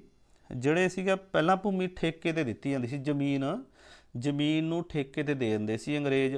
ਮਤਲਬ ਜਿਹੜਾ ਕੋਈ ਲੈਂਡਲੋਰਡ ਬੰਦਾ ਹੁੰਦਾ ਸੀ, ਵੱਧ ਪੈਸੇ ਵਾਲਾ ਹੁੰਦਾ ਸੀ, ਉਹ ਬੋਲੀ ਦੇ ਕੇ ਵੱਧ ਤੋਂ ਵੱਧ ਬੋਲੀ ਦੇ ਕੇ ਠੇਕੇ 'ਤੇ ਲੈ ਲੈਂਦਾ। ਫਿਰ ਉਹ ਜਿਹੜੇ ਕਿਸਾਨ ਸੀ ਉਹਨਾਂ ਤੋਂ ਕੰਮ ਕਰਾਉਂਦਾ, ਜਿੰਨਾ ਮਰਜ਼ੀ ਉਹਨਾਂ ਤੋਂ ਉਹ ਉਹਨਾਂ ਦੇ ਲੁੱਟ ਖਸੁੱਟ ਕਰੀ ਜਾਂਦਾ। ਜਦੋਂ ਉਹਨੇ ਠੇਕੇ 'ਤੇ ਲਈ ਹੁੰਦੀ ਸੀ ਉਹਨਾਂ ਤੋਂ ਕੰਮ ਕਰਾਉਂਦਾ, ਜਾਂ ਉਹਨਾਂ ਨੂੰ ਅੱਗੇ ਤੇ ਛੋਟੇ ਠੇਕਿਆਂ 'ਤੇ ਦੇ ਦਿੰਦਾ ਸੀ, ਹੈ ਨਾ। ਇਸੇ ਤਰ੍ਹਾਂ ਫਿਰ ਕੀ ਹੋਇਆ? ਲਾਰਡ ਕਾਰਨਵਾਲਿਸ ਆਇਆ, ਉਹਨੇ 1793 ਦੇ ਵਿੱਚ ਇਹ ਚਲਾਤਾ ਸਥਾਈ ਬੰਦੋਬਸਤ। ਜਿਹੜਾ ਸਥਾਈ ਬੰਦੋਬਸਤ ਸੀ ਇਹਦਾ ਕੀ ਮਤਲਬ ਸੀ? 1793 'ਚ ਜਿਹੜਾ ਚਲਾਇਆ, ਇਹਦਾ ਮਤਲਬ ਸੀਗਾ ਵੀ ਮਤਲਬ ਇੱਕ ਜ਼ਿਮੀਂਦਾਰਾਂ ਨੂੰ ਹੀ ਦੇਤਾ ਇਹ ਸਾਰਾ ਕੁਛ। ਜ਼ਿਮੀਂਦਾਰਾਂ ਨੂੰ ਹਮੇਸ਼ਾ ਲਈ ਭੂਮੀ ਦੇ ਮਾਲਕ ਬਣਾਤਾ। ਪਹਿਲਾਂ ਤਾਂ ਉਹ ਬੋਲੀ ਦੇ ਕੇ ਠੇਕੇ 'ਤੇ ਲੈਂਦੇ ਹੁੰਦੇ ਸੀ, ਫਿਰ ਸਾਰੀ ਜ਼ਮੀਨ ਹੀ ਜ਼ਿਮੀਂਦਾਰਾਂ ਨੂੰ ਸੰਭਾਤੀ ਅਤੇ ਉਹਨਾਂ ਤੋਂ ਸਿੱਧਾ ਅੰਗਰੇਜ਼ ਮਤਲਬ ਕਿਸਾਨ ਵਿੱਚੋਂ ਹੀ ਕੱਢਤੇ। ਸਿੱਧਾ ਉਹਨਾਂ ਤੋਂ ਐਂ ਵਿੱਚੋਂ ਹੀ ਕੱਢਤਾ ਵੀ ਕੌਣ ਲਊਗਾ, ਸਿੱਧਾ ਜ਼ਿਮੀਂਦਾਰ ਨੂੰ ਸੰਭਾਤੀ। ਤਾਂ ਫਿਰ ਅੰਗਰੇਜ਼ ਉਹਨਾਂ ਤੋਂ ਮਤਲਬ ਲੈ ਲੈਂਦੇ ਸੀ, ਸਿੱਧੀ ਲਗਾਨ ਲੈ ਲੈਂਦੇ ਸੀ। ਫਿਰ ਕੀ ਆਇਆ? 1793 ਤੋਂ ਬਾਅਦ ਫਿਰ ਰਿਆਇਤਵਾੜੀ ਮਤਲਬ ਪ੍ਰਬੰਧ ਸ਼ੁਰੂ ਹੋਇਆ। ਇਹਨੂੰ ਤੁਸੀਂ ਨੋਟ ਕਰਿਓ ਮਾੜਾ ਜਿਹਾ, ਰਿਆਇਤਵਾੜੀ।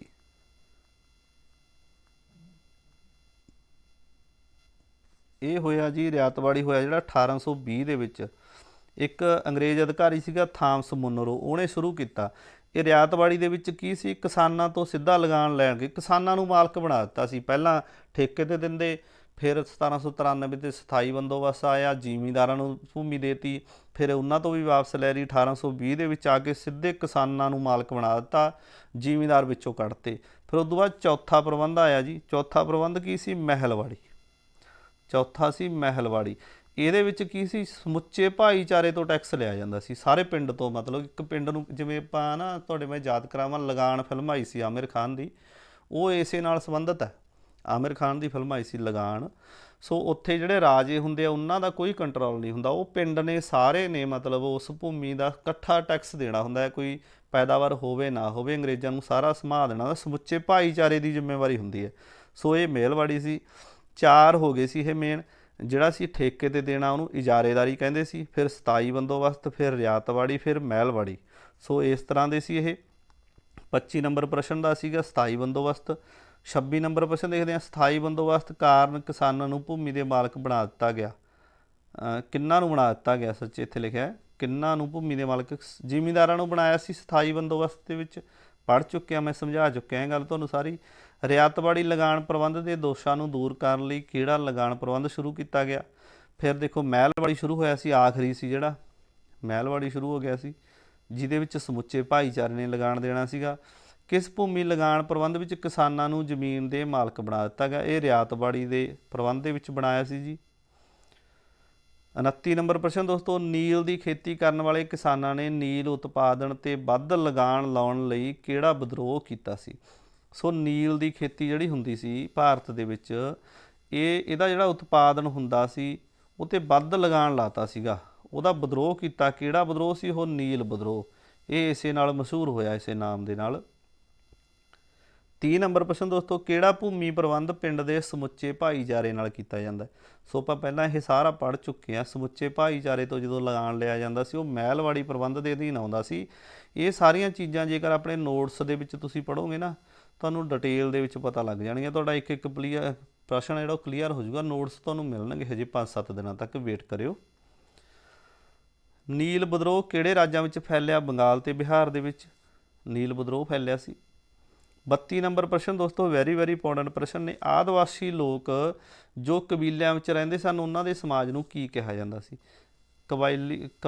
ਕਬੀਲੀ ਸਮਾਜ ਸੀ ਉਹ, ਕਬਾਇਲੀ ਸਮਾਜ ਕਹਿ ਲਓ। ਸੋ ਕਬੀਲੇ ਹੁੰਦੇ ਸੀਗੇ ਛੋਟੇ ਛੋਟੇ, ਕਬੀਲੇ ਬਹੁਤ ਸਾਰੇ ਸੀ, ਜਿਵੇਂ ਭੀਲ, ਮੁੰਡਾ ਕਬੀਲਾ, ਖਾਸਿਸ ਕਬੀਲਾ, ਗੌੜ ਕਬੀਲਾ, ਇਹ ਇਸ ਤਰ੍ਹਾਂ ਦੇ ਬਹੁਤ ਸਾਰੇ ਕਬੀਲੇ ਸੀਗੇ ਜਿਹੜੇ ਮਤਲਬ ਗੁਜਰਾਤ, ਰਾਜਸਥਾਨ ਇੱਧਰਲੇ ਇਲਾਕਿਆਂ ਦੇ ਵਿੱਚ ਰਹਿੰਦੇ ਸੀ। ਕਬੀਲੀ ਸਮਾਜ ਦਾ ਸਭ ਤੋਂ ਵੱਡਾ ਹਿੱਸਾ ਕਿਹੜੇ ਰਾਜਾਂ ਵਿੱਚ ਰਹਿੰਦਾ ਸੀ? ਗੁਜਰਾਤ, ਰਾਜਸਥਾਨ, ਬਿਹਾਰ, ਉੜੀਸਾ ਅਤੇ ਮੱਧ ਪ੍ਰਦੇਸ਼। ਇਹ ਅਸੀਂ ਪਹਿਲਾਂ ਕਰ ਚੁੱਕੇ ਹਾਂ। 34 ਨੰਬਰ ਪ੍ਰਸ਼ਨ ਦੋਸਤੋ, ਉੱਤਰ ਪੂਰਬੀ ਖੇਤਰ ਵਿੱਚ ਸਭ ਤੋਂ ਪਹਿਲਾਂ ਕਿਸ ਕਬੀਲੇ ਦੁਆਰਾ ਵਿਦਰੋਹ ਕੀਤਾ ਗਿਆ? ਵੈਰੀ ਵੈਰੀ ਇੰਪੋਰਟੈਂਟ ਹੈ। ਜਿਹੜਾ ਉੱਤਰ ਪੂਰਬੀ ਹਿੱਸਾ ਸੀ ਨਾ, ਉੱਥੇ ਇੱਕ ਕਬੀਲੇ ਵੱਲੋਂ ਪਹਿਲਾਂ ਵਿਦਰੋਹ ਕੀਤਾ ਸੀ, ਹੋਰ ਕਦੇ ਕਿਸੇ ਨੇ ਵਿਦਰੋਹ ਨਹੀਂ ਕੀਤਾ ਸੀ, ਅੰਗਰੇਜ਼ਾਂ ਦਾ ਵਿਰੋਧ ਕੀਤਾ। ਉਹ ਕਬੀਲੇ ਦਾ ਨਾਮ ਸੀ ਖਾਸਿਸ ਕਬੀਲਾ। ਇਹ ਕਬੀਲੇ ਦਾ ਨਾ ਇੱਕ ਖਾਸ ਬੰਦਾ ਸੀ ਤੀਰਥ ਸਿੰਘ, ਬਹੁਤ ਘੈਂਟ ਬੰਦਾ ਸੀ। ਜੇਕਰ ਪੂਰੀ ਹਿਸਟਰੀ ਨੂੰ ਪੜ੍ਹੋਗੇ ਵਧੀਆ ਤਰੀਕੇ ਨਾਲ ਤਾਂ ਤੀਰਥ ਸਿੰਘ ਦਾ ਕਰੈਕਟਰ ਬਾਹਰ ਨਿਕਲ ਕੇ ਆ ਜਾਂਦਾ ਪੂਰਾ। ਸੋ ਇਹ ਕਬੀਲੇ ਦਾ ਮੋਢੀ ਸੀ, ਇਹਨੇ ਅੰਗਰੇਜ਼ਾਂ ਦੀਆਂ ਭਾਜੜਾਂ ਪਾਤੀਆਂ ਸੀਗੀਆਂ। 35 ਨੰਬਰ, ਕਬੀਲੀ ਮੁੰਡਾ ਕਬੀਲੇ ਦੇ ਲੋਕ ਕਿਸ ਵਿਅਕਤੀ ਨੂੰ ਪਰਮਾਤਮਾ ਦਾ ਦੂਤ ਮੰਨਦੇ ਸੀ? ਜਿਹੜਾ ਮੁੰਡਾ ਕਬੀਲਾ ਸੀ ਇਹਦਾ ਨਾਂ ਹੀ ਸੀ ਕਬੀਲੇ ਦਾ ਨਾਮ ਮੁੰਡਾ ਕਬੀਲਾ। ਇੱਕ ਖਾਸਿਸ ਕਬੀਲਾ, ਮੁੰਡਾ ਕਬੀਲਾ, ਭੀਲ ਕਬੀਲਾ ਅਤੇ ਗੌੜ ਕਬੀਲਾ, ਇਸ ਤਰ੍ਹਾਂ ਦੇ ਨਾਂ ਸੀ ਇਹਨਾਂ ਦੇ। ਸੋ ਜਿਹੜਾ ਮੁੰਡਾ ਕਬੀਲਾ ਸੀ, ਇਸ ਕਬੀਲੇ ਦੇ ਵਿਅਕਤੀ ਨਾ ਕਿਸੇ ਨੂੰ ਦੂਤ ਮੰਨਦੇ ਸੀ ਪਰਮਾਤਮਾ ਦਾ, ਉਹਦਾ ਨਾਂ ਸੀ ਬਿਰਸਾ ਮੁੰਡਾ।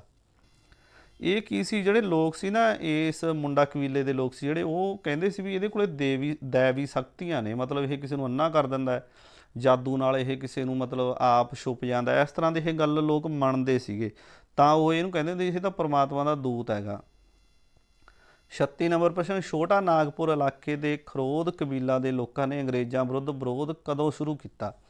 ਸੋ ਛੋਟਾ ਨਾਗਪੁਰ ਇਲਾਕਾ ਸੀ ਜਿਹੜਾ, ਉੱਥੇ ਖਰੋਦ ਕਬੀਲਾ ਸੀ, ਅੰਗਰੇਜ਼ਾਂ ਦੇ ਵਿਰੁੱਧ ਉਹਨਾਂ ਨੇ ਵਿਰੋਧ ਸ਼ੁਰੂ ਕੀਤਾ ਕਦੋਂ? 1846 ਦੇ ਵਿੱਚ।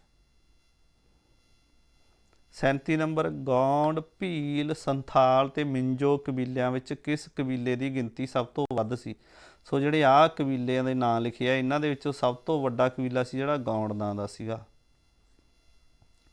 1834 ਈਸਵੀ ਵਿੱਚ ਟੀ ਕੰਪਨੀ ਦੀ ਸਥਾਪਨਾ ਕਿਸ ਨੇ ਕੀਤੀ? ਟੀ ਮਤਲਬ ਚਾਹ। ਇਹ ਕੰਪਨੀ ਦੀ ਸਥਾਪਨਾ, ਟੀ ਕੰਪਨੀ ਦੀ ਸਥਾਪਨਾ ਕਿਹਨੇ ਕੀਤੀ? ਕਿੱਥੇ ਕੀਤੀ? ਅਸਾਮ ਦੇ ਵਿੱਚ। 1834 ਦੇ ਵਿੱਚ ਹੋਈ ਸੀ ਅਸਾਮ ਦੇ ਵਿੱਚ। 1852 ਦੇ ਵਿੱਚ ਯਾਦ ਰੱਖਿਓ, 1852 ਦੇ ਵਿੱਚ ਚਾਹ ਦਾ ਬਾਗ ਲਾਇਆ ਸੀ ਪਹਿਲਾ ਅਸਾਮ ਦੇ ਵਿੱਚ ਅੰਗਰੇਜ਼ਾਂ ਨੇ 1852 'ਚ। ਕਈ ਵਾਰ ਕੌਫੀ ਦਾ ਬਾਗ ਪੁੱਛ ਲਿਆ ਜਾਂਦਾ, ਕੌਫੀ ਦਾ ਬਾਗ ਲੱਗਿਆ ਸੀ 1840 'ਚ, ਚਾਹ ਤੋਂ ਪਹਿਲਾਂ ਲੱਗ ਗਿਆ ਸੀ ਇਹ। 1840 ਦੇ ਵਿੱਚ ਕੌਫੀ ਦਾ ਬਾਗ ਲਾਇਆ ਗਿਆ ਸੀ ਅਤੇ 1852 ਦੇ ਵਿੱਚ ਚਾਹ ਦਾ ਬਾਗ ਪਹਿਲਾਂ ਲਾਇਆ ਸੀ ਅਸਾਮ ਦੇ ਵਿੱਚ। 1834 ਦੇ ਵਿੱਚ ਪਹਿਲਾਂ ਇਸ ਟੀ ਕੰਪਨੀ ਦੀ ਸਥਾਪਨਾ ਕਰ ਲਈ ਸੀ। ਸਾਰੀਆਂ ਗੱਲਾਂ ਨੂੰ ਧਿਆਨ 'ਚ ਰੱਖਿਓ। 39 ਨੰਬਰ ਪ੍ਰਸ਼ਨ, ਬਨਾਉਟੀ ਨੀਲ ਕਦੋਂ ਤਿਆਰ ਹੋਣ ਲੱਗਿਆ? ਪਹਿਲਾਂ ਨੀਲ ਦੀ ਖੇਤੀ ਕੀਤੀ ਜਾਂਦੀ ਸੀ, ਜਿਹਦਾ ਵਿਦਰੋਹ ਹੋਇਆ ਬਹੁਤ ਸਾਰਾ, ਜਿਹਤੇ ਲਗਾਨ ਬਹੁਤ ਸੀ, ਫਿਰ ਅੰਗਰੇਜ਼ਾਂ ਨੇ ਨਾ ਬਨਾਉਟੀ ਨੀਲ ਤਿਆਰ ਕਰਨ ਲੱਗ ਗਏ ਸੀ 1879 'ਚ। ਭਾਰਤ ਵਿੱਚ ਜੁਲਾਹਿਆਂ ਦੁਆਰਾ ਕੱਪੜਾ ਤਿਆਰ ਕਰਨ ਲਈ ਪਹਿਲਾਂ ਕਿਸ ਚੀਜ਼ ਦੀ ਵਰਤੋਂ ਕੀਤੀ ਜਾਂਦੀ ਸੀ? ਜੋ ਪਹਿਲਾਂ ਅੰਗਰੇਜ਼ਾਂ ਦੇ ਸਮੇਂ ਜਾਂ ਪੁਰਾਣੇ ਸਮਿਆਂ 'ਚ ਜੁਲਾਹੇ ਕੱਪੜਾ ਬੁਣਦੇ ਸੀ, ਉਦੋਂ ਮਤਲਬ ਕਿਸ ਚੀਜ਼ ਦੀ ਵਰਤੋਂ ਕੀਤੀ ਜਾਂਦੀ? ਘਾਹ ਦੇ ਰੇਸ਼ਿਆਂ ਦੀ। ਘਾਹ ਵਰਤਿਆ ਜਾਂਦਾ ਸੀ ਜੀ, ਘਾਹ ਦੇ ਜਿਹੜੇ ਲੰਬੇ ਲੰਬੇ ਰੇਸ਼ੇ ਹੁੰਦੇ, ਘਾਹ ਲੰਬਾਈ 'ਚ ਹੁੰਦਾ, ਉਹਨਾਂ ਤੋਂ ਹੀ ਕੱਪੜਾ ਬਣਦਾ ਸੀਗਾ। 41 ਨੰਬਰ ਪ੍ਰਸ਼ਨ ਦੋਸਤੋ, ਪਟਸਨ ਉਦਯੋਗ ਦਾ ਪਹਿਲਾ ਕਾਰਖਾਨਾ ਕਦੋਂ ਅਤੇ ਕਿੱਥੇ ਸਥਾਪਿਤ ਕੀਤਾ ਗਿਆ? ਵੈਰੀ ਵੈਰੀ ਇੰਪੋਰਟੈਂਟ ਹੈ ਜੀ। ਪਟਸਨ ਉਦਯੋਗ, ਜਿਨ੍ਹਾਂ ਤੋਂ ਮਤਲਬ ਟਾਟ, ਬੋਰੀਆਂ ਇਸ ਤਰ੍ਹਾਂ ਬਣਦੇ ਆ ਨਾ ਪਟਸਨ ਦੇ। 1854 ਦੇ ਵਿੱਚ ਸੈਰਮਪੁਰ ਦੇ ਵਿੱਚ ਇਹ ਮਤਲਬ ਕਾਰਖਾਨਾ ਅੰਗਰੇਜ਼ਾਂ ਨੇ ਖੋਲ੍ਹਿਆ ਸੀ 1854 ਦੇ ਵਿੱਚ। ਪਟਸਨ ਉਦਯੋਗ ਦਾ ਪਹਿਲਾ ਕਾਰਖਾਨਾ ਸੀ ਇਹ। ਪਟਸਨ ਦੇ ਉਦਯੋਗ ਵਿੱਚ ਕਿਹੜੀਆਂ ਵਸਤੂਆਂ ਤਿਆਰ ਕੀਤੀਆਂ ਜਾਂਦੀਆਂ ਨੇ? ਆਹੀ ਆਪਾਂ ਬੋਲ ਚੁੱਕੇ ਹਾਂ, ਬੋਰੀਆਂ, ਟਾਟ, ਗਲੀਚੇ, ਇਹ ਪਟਸਨ ਦੇ ਬਣਦੇ ਨੇ। ਭਾਰਤੀ ਲਘੂ ਉਦਯੋਗ ਦੁਆਰਾ ਤਿਆਰ ਕੀਤੀਆਂ ਵਸਤਾਂ ਦੀ ਕੀਮਤ ਵੱਧ ਕਿਉਂ ਹੁੰਦੀ ਹੈ? ਕਿਉਂਕਿ ਉਹਨਾਂ ਨੂੰ ਤਿਆਰ ਕਰਨ ਲਈ ਵੱਧ ਮਿਹਨਤ ਲੱਗਦੀ ਹੈ। ਸੋ ਭਾਰਤੀ ਲਘੂ ਉਦਯੋਗ ਹੈ ਜਿਹੜਾ ਜੀ, ਲਘੂ ਉਦਯੋਗ ਵਿੱਚ ਤਿਆਰ ਕੀਤੀਆਂ ਦੀ ਵਸਤਾਂ ਜਿਹੜੀ ਕੀਮਤਾਂ ਨੇ ਉਹ ਵੱਧ ਹੁੰਦੀਆਂ ਨੇ, ਕਿਉਂਕਿ ਉਹ ਵੱਧ ਮਿਹਨਤ ਹੁੰਦੀ ਹੈ ਉਹਨਾਂ 'ਤੇ। 44 ਨੰਬਰ ਪ੍ਰਸ਼ਨ ਦੋਸਤੋ, ਭਾਰਤ ਵਿੱਚ ਕੌਫੀ ਦਾ ਪਹਿਲਾ ਬਾਗ ਕਦੋਂ ਅਤੇ ਕਿੱਥੇ ਲਗਾਇਆ? ਸੋ ਇਹ ਲਗਾਇਆ ਜੀ 1840 'ਚ, ਆਪਾਂ ਪਹਿਲਾਂ ਦੱਸ ਚੁੱਕੇ ਹਾਂ। ਦੱਖਣੀ ਭਾਰਤ ਵਿੱਚ ਇਹ ਜ਼ਰੂਰ ਯਾਦ ਰੱਖਿਓ, ਦੱਖਣੀ ਭਾਰਤ ਵਾਲੇ ਪਾਸੇ ਲਗਾਇਆ। 45 ਨੰਬਰ ਪ੍ਰਸ਼ਨ ਦੋਸਤੋ, ਅੰਗਰੇਜ਼ੀ ਰਾਜ ਤੋਂ ਪਹਿਲਾਂ ਭਾਰਤੀ ਪੇਂਡੂ ਲੋਕਾਂ ਦੇ ਮੁੱਖ ਕਿੱਤੇ ਕਿਹੜੇ ਸਨ ਜਾਂ ਲੋਕਾਂ ਦੀ ਆਰਥਿਕਤਾ ਦਾ ਆਧਾਰ ਕੀ ਸੀ? ਸੋ ਖੇਤੀਬਾੜੀ, ਤਰਖਾਣੀ ਦਾ ਕੰਮ, ਦਰਜੀ, ਮੋਚੀ, ਜੁਲਾਹਾ। ਸੋ ਇਹ ਸਾਰੇ ਕੰਮ ਉਦੋਂ ਇਹ ਅੰਗਰੇਜ਼ੀ ਰਾਜ ਦੇ ਪਹਿਲਾਂ ਦਾ ਕੰਮ ਸੀ ਇਹ। 46 ਨੰਬਰ ਪ੍ਰਸ਼ਨ ਦੋਸਤੋ, ਵਿੱਘਾ ਕਿਸ ਨੂੰ ਆਖਦੇ ਨੇ? ਸੋ ਵਿੱਘਾ ਜ਼ਮੀਨ ਨੂੰ ਮਾਪਣ ਦੀ ਇਕਾਈ ਹੁੰਦੀ ਹੈ ਜੀ, ਵੀ ਕਿੰਨੇ ਵਿੱਘੇ ਜ਼ਮੀਨ ਹੈ, ਇਸ ਤਰ੍ਹਾਂ ਇਹ ਇੱਕ ਇਕਾਈ ਹੁੰਦੀ ਹੈ ਜ਼ਮੀਨ ਨੂੰ ਮਾਪਣ ਦੀ। 47 ਨੰਬਰ ਪ੍ਰਸ਼ਨ ਦੋਸਤੋ, ਇਤਿਹਾਸਕਾਰ ਸਾਵਰਕਰ ਅਤੇ ਅਸ਼ੋਕ ਮਹਿਤਾ ਨੇ 1857 ਈਸਵੀ ਦੇ ਵਿਦਰੋਹ ਨੂੰ ਕੀ ਨਾਮ ਦਿੱਤਾ? ਜਿਹੜਾ 1857 ਦੇ ਵਿੱਚ ਵਿਦਰੋਹ ਹੋਇਆ ਨਾ, ਉਸ ਵਿਰੋਧ ਨੂੰ ਬਹੁਤ ਸਾਰੇ ਇਤਿਹਾਸਕਾਰਾਂ ਨੇ ਆਪਦੇ ਐਂਗਲ ਤੋਂ ਦੇਖਿਆ ਅਤੇ ਲਿਖਿਆ। ਕਿਸੇ ਨੇ ਇਸ ਨੂੰ ਕਿਹਾ ਆਜ਼ਾਦੀ ਦੀ ਲੜਾਈ, ਕਿਸੇ ਨੇ ਸੁਤੰਤਰਤਾ ਸੰਗਰਾਮ। ਜਿਵੇਂ ਇਹਨਾਂ ਨੇ ਸਾਵਰਕਰ ਅਤੇ ਅਸ਼ੋਕ ਮਹਿਤਾ, ਇਹਨਾਂ ਨੇ ਸੁਤੰਤਰਤਾ ਸੰਗਰਾਮ ਕਿਹਾ ਸੀ, ਕਿਸੇ ਨੇ ਆਜ਼ਾਦੀ ਦੀ ਪਹਿਲੀ ਲੜਾਈ ਕਿਹਾ, ਕਿਸੇ ਨੇ ਮਤਲਬ ਗੁਲਾਮ ਭਾਰਤ ਦੇ ਲੋਕਾਂ ਦੇ ਸੰਬੰਧ ਦੇ ਵਿੱਚ ਮਤਲਬ ਕ੍ਰਾਂਤੀ ਦੀ ਗੱਲ ਕਹੀ। ਸੋ ਇਸ ਤਰ੍ਹਾਂ ਦੇ ਅਲੱਗ-ਅਲੱਗ ਵਿਚਾਰ ਸੀ, ਬਹੁਤ ਸਾਰੇ ਵਿਦਵਾਨਾਂ ਨੇ ਅਲੱਗ-ਅਲੱਗ ਵਿਚਾਰ ਦਿੱਤੇ। ਸੋ 48 ਨੰਬਰ ਪ੍ਰਸ਼ਨ ਦੇਖਦੇ ਹਾਂ, ਜਾਨ ਲਾਰੈਂਸ ਅਤੇ ਜਾਨ ਸੀਲੇ ਨੇ 1857 ਈਸਵੀ ਦੇ ਵਿਦਰੋਹ ਨੂੰ ਕੀ ਨਾਮ ਦਿੱਤਾ? ਸੋ ਜਿਹੜੇ ਆਹ ਦੋ ਵਿਦਵਾਨ ਸੀ, ਇਹਨਾਂ ਨੇ ਕੀ ਨਾਮ ਦਿੱਤਾ ਸੀ? ਸੈਨਿਕ ਵਿਦਰੋਹ। ਇਹਨਾਂ ਨੇ ਸੈਨਿਕ ਵਿਦਰੋਹ ਕਿਹਾ। ਸੋ ਤਾਂ ਵਾਲਿਆਂ ਨੇ ਦੇਖੋ ਸੁਤੰਤਰ ਸੰਗਰਾਮ ਕਿਹਾ ਸੀ, ਇਹਨਾਂ ਨੇ ਸੈਨਿਕ ਵਿਦਰੋਹ। ਇਹ ਪ੍ਰਸ਼ਨ ਪੁੱਛਿਆ ਜਾਂਦਾ, ਕਈ ਵਾਰ ਐਗਜ਼ਾਮੀਨਰ ਇਹ ਪੁੱਛ ਲੈਂਦੇ ਆ ਵੀ ਕਿਹੜੇ ਵਿਦਵਾਨ ਨੇ ਹੇਠ ਲਿਖੇ ਆਪਸ਼ਨਾਂ ਦੇ ਵਿੱਚੋਂ ਕੀ ਕਿਹਾ ਸੀ 1857 ਦੇ ਵਿਦਰੋਹ ਨੂੰ। ਸੋ ਇਸ ਤਰ੍ਹਾਂ ਤੁਸੀਂ ਯਾਦ ਰੱਖਿਓ। 49 ਨੰਬਰ ਪ੍ਰਸ਼ਨ ਦੋਸਤੋ, ਨਾਨਾ ਸਾਹਿਬ ਅੰਗਰੇਜ਼ਾਂ ਦੇ ਵਿਰੁੱਧ ਕਿਉਂ ਹੋਏ? ਜਿਹੜਾ ਨਾਨਾ ਸਾਹਿਬ ਸੀ, ਇਹਦੀ ਨਾ ਪੈਨਸ਼ਨ ਕੱਟਤੀ ਸੀਗੀ, ਇਸ ਕਰਕੇ ਇਹ ਅੰਗਰੇਜ਼ਾਂ ਦੇ ਵਿਰੋਧ ਹੋ ਗਿਆ ਸੀ, ਕਿਉਂਕਿ ਲਾਰਡ ਡਲਹੌਜੀ ਨੇ ਇਹਨਾਂ ਦੀ ਪੈਨਸ਼ਨ ਬੰਦ ਕਰ ਦਿੱਤੀ। ਨਾਨਾ ਸਾਹਿਬ ਦਾ ਇੱਕ ਉਹ ਸੀ ਸੈਨਾਪਤੀ, ਤਾਂਤਿਆ ਟੋਪੇ, ਤੁਸੀਂ ਸੁਣਿਆ ਹੋਣਾ ਨਾਟਕਾਂ 'ਚ, ਤਾਂਤਿਆ ਟੋਪੇ ਇਹ ਇਹਦਾ ਸੈਨਾਪਤੀ ਸੀ, ਬੜਾ ਬਹਾਦਰ ਸੀ। ਇਹਨੇ ਨਾਨਾ ਸਾਹਿਬ ਦੇ ਨਾਲ ਹੀ ਲੜਾਈ ਲੜੀ ਫਿਰ ਅੰਗਰੇਜ਼ਾਂ ਦੇ ਵਿਰੁੱਧ। 50 ਨੰਬਰ ਪ੍ਰਸ਼ਨ ਦੋਸਤੋ, ਅੱਜ ਦੀ ਵੀਡੀਓ ਦਾ ਆਖਰੀ ਪ੍ਰਸ਼ਨ ਹੈ। ਸੋ ਜੇਕਰ ਵੀਡੀਓ 'ਤੇ ਤੁਹਾਨੂੰ ਲੱਗਿਆ ਵੀ ਮਿਹਨਤ ਕਰੀ ਹੈ, ਦੱਸਿਆ ਕੁਛ ਤੁਹਾਨੂੰ ਚੰਗੀ ਲੱਗੇ ਤਾਂ ਸ਼ੇਅਰ ਜ਼ਰੂਰ ਕਰ ਦਿਓ। ਲਾਈਕ ਕਰਨਾ ਨਾ ਕਰਨਾ ਤੁਹਾਡੀ ਇੱਛਾ ਹੈਗੀ। ਚੈਨਲ ਨੂੰ ਸਬਸਕ੍ਰਾਈਬ ਕਰ ਲਿਓ, ਸ਼ੇਅਰ ਕਰ ਦਿਓ, ਬਹੁਤ ਧੰਨਵਾਦ ਹੋਊਗਾ ਤੁਹਾਡਾ। ਜੇਕਰ ਕੋਈ ਭਾਰਤੀ ਰਾਜਾ ਸੰਤਾਨਹੀਨ ਮਰ ਜਾਂਦਾ ਸੀ ਤਾਂ ਉਸ ਦੁਆਰਾ ਗੋਦ ਲਏ ਪੁੱਤਰ ਨੂੰ ਅੰਗਰੇਜ਼ ਉਸ ਦਾ ਉੱਤਰਾਧਿਕਾਰੀ ਨਹੀਂ ਮੰਨਦੇ ਸਨ। ਇਸ ਨੀਤੀ ਨੂੰ ਅੰਗਰੇਜ਼ਾਂ ਨੇ ਕੀ ਨਾਮ ਦਿੱਤਾ? ਸੋ ਲੈਫਸ ਦੀ ਨੀਤੀ ਸੀ ਜੀ, ਇਹ ਕਿਹਨੇ ਚਲਾਈ ਸੀ? 1856 'ਚ ਚਲਾਈ ਸੀ, ਆਪਾਂ ਦੱਸ ਚੁੱਕੇ ਹਾਂ ਪਹਿਲਾਂ। ਡਲਹੌਜੀ ਨੇ ਚਲਾਈ ਸੀ ਜੀ। ਜਿਵੇਂ ਆਪਾਂ ਉਦਾਹਰਨ ਦੇ ਤੌਰ 'ਤੇ ਕਰ ਲੈਂਦੇ ਹਾਂ, ਝਾਂਸੀ ਦੀ ਰਾਣੀ। ਝਾਂਸੀ ਦੀ ਰਾਣੀ ਦਾ ਜਿਹੜਾ ਆਪਦਾ ਬੱਚਾ ਮਰ ਗਿਆ ਸੀ, ਉਹਨੇ ਫਿਰ ਇੱਕ ਬੱਚਾ ਗੋਦ ਲਿਆ ਸੀ, ਉਹਨੂੰ ਇਹਨਾਂ ਨੇ ਮਤਲਬ ਉੱਤਰਾਧਿਕਾਰੀ ਮੰਨਣ ਤੋਂ ਇਨਕਾਰ ਕਰ ਦਿੱਤਾ। ਕਾਹਦੇ ਅਧੀਨ? ਲੈਫਸ ਦੀ ਨੀਤੀ ਦੇ ਅਧੀਨ। ਤਾਂ ਫਿਰ ਤਾਈਓ 1857 ਦੀ ਕ੍ਰਾਂਤੀ ਦੇ ਵਿੱਚ ਰਾਣੀ ਝਾਂਸੀ ਨੇ ਬਹੁਤ ਸਹਿਯੋਗ ਦਿੱਤਾ ਸੀ, ਬਹੁਤ ਬਹਾਦਰੀ ਨਾਲ ਉਹ ਲੜੀ ਸੀ, ਅਤੇ ਪਾਣੀਪਤ ਦੇ ਜਿਹੜਾ ਹੈਗਾ ਸੀ ਨਾ, ਉੱਥੇ ਮੈਦਾਨ ਦੇ ਵਿੱਚ ਉਹਦੀ ਡੈਥ ਹੋ ਗਈ ਸੀ।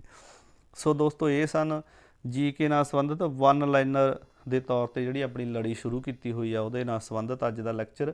ਇਸੇ ਤਹਿਤ ਆਪਾਂ 1500 ਟਾਈਪ ਕੀਤਾ ਹੋਇਆ ਪ੍ਰਸ਼ਨ ਤੁਹਾਨੂੰ ਕਰਵਾਵਾਂਗੇ। ਲਗਭਗ 1000 ਤੱਕ ਆਪਾਂ ਪਹੁੰਚ ਚੁੱਕੇ ਆ, ਅਤੇ ਤੁਹਾਡਾ ਜੇਕਰ ਸਾਰੇ ਪ੍ਰਸ਼ਨਾਂ ਦੀ ਗੱਲ ਕਰੀਏ ਖੋਲ੍ਹ ਕੇ ਤਾਂ 6-7 ਹਜ਼ਾਰ ਪ੍ਰਸ਼ਨ ਤੁਹਾਡਾ ਹੋ ਜਾਊਗਾ। ਸੋ ਇੱਕ ਆਪਣੀ GK ਦੇ ਨਾਲ ਸੰਬੰਧਿਤ MCQ ਦੇ ਰੂਪ ਵਿੱਚ ਵੀ ਲੜੀ ਚੱਲ ਰਹੀ ਹੈ, ਉਹ ਵੀ ਤੁਸੀਂ ਦੇਖਦੇ ਰਹਿਣਾ।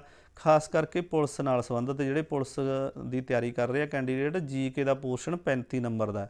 ਜਿਹੜਾ GK ਦੇ ਵਿੱਚੋਂ 35 ਨੰਬਰ ਕਵਰ ਕਰ ਗਿਆ, ਮੈਟ ਦੇ ਵਿੱਚ ਉਹੀ ਆਊਗਾ। ਇਸ ਵਾਰੀ ਜਿਹੜੇ ਗਰਾਊਂਡਾਂ ਦੇ ਵਿੱਚ ਡੰਡ ਬੈਠਕਾਂ ਕੱਢੀ ਜਾਂਦੇ ਆ, ਉਹ ਨਹੀਂ ਆਉਣੇ ਇਸ ਵਾਰੀ, ਕਿਉਂਕਿ ਬੇਸਿਕ ਤੁਹਾਡਾ ਕੰਪੀਟੀਸ਼ਨ ਹੋਣਾ ਹੈਗਾ। ਫਿਜ਼ੀਕਲ ਉਹ ਤਾਂ ਤੁਸੀਂ ਕੱਢ ਹੀ ਜਾਣਾ। 28 ਸਾਲ ਦੀ ਉਮਰ ਵਾਲਾ ਹਰ ਵਿਅਕਤੀ ਫਿਜ਼ੀਕਲ ਜਿਹੜਾ ਫਿਟਨੈਸ ਹੁੰਦਾ ਅਤੇ ਉਹ ਕੱਦ, ਉਹਦੀ ਰੇਸ ਵਗੈਰਾ, ਛਾਲਾਂ, ਉਹ ਆਮ ਨੋਰਮਲੀ ਗੱਲਾਂ ਰਹਿ ਗਈਆਂ ਪਿੱਛੇ। ਟੈਸਟ ਦੇ ਵਿੱਚੋਂ ਮੈਟ ਬਣਾਉਣੀ ਅਤੀ ਜ਼ਰੂਰੀ ਹੈ। ਸੋ ਵੀਡੀਓ ਨੂੰ ਸ਼ੇਅਰ ਜ਼ਰੂਰ ਕਰ ਦਿਓ, ਅੱਗੇ ਸ਼ੇਅਰ ਕਰਿਓ। ਜੇਕਰ ਕਿਸੇ ਨੇ ਆਪਣੇ WhatsApp ਗਰੁੱਪ ਦੇ ਵਿੱਚ ਜੁਆਇਨ ਕਰਨਾ ਹੋਵੇ, ਤੁਸੀਂ ਮੈਸੇਜ ਕਰ ਸਕਦੇ ਹੋ 88 474 77007। ਸੋ ਦੁਬਾਰੇ ਨੰਬਰ ਬੋਲਦੇ ਹਾਂ 88 474 77007। Anganwadi supervisor, NTT, Punjab police, ਜਿਹੜੀਆਂ ETT ਦੀਆਂ ਪੋਸਟਾਂ ਆ ਗਈਆਂ, ਇਹਨਾਂ ਦਾ ਵੀ WhatsApp ਗਰੁੱਪ ਬਣਾ ਦਿੱਤਾ ਆਪਾਂ।